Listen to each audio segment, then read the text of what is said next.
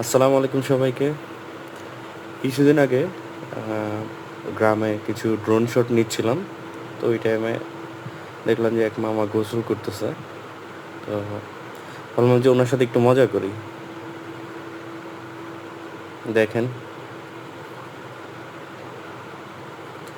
তো ড্রোন দেখার সাথে সাথে উনি ড্রোনের কাছে আগে আসতেছিল। তো আমিও সেটা খেয়াল করতেছিলাম।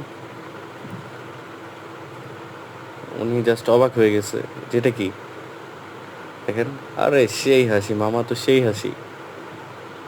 ওরে ওরে মামা অবাক হয়ে দেখতেছে, দেখছেন কি হাসি মামার, মাথায় নষ্ট। আরে আরেকটু কাছে নিয়ে গেলাম, দেখলাম